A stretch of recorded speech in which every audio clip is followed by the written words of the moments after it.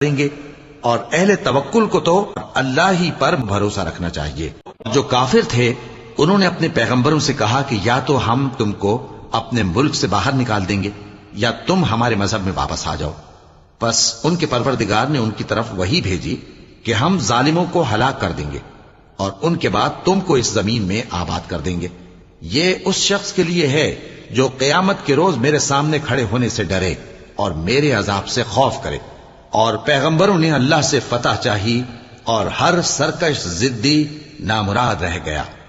اس کے پیچھے دوزخ ہے اور اسے پیپ والا پانی پلایا جائے گا، وہ اس کو گھونٹ گھونٹ کر کے پیے گا اور گلے سے نہیں اتار سکے گا، اور ہر طرف سے اسے موت آ رہی ہوگی مگر وہ مرنے میں نہیں آئے گا، اور اس کے بعد سخت عذاب ہوگا۔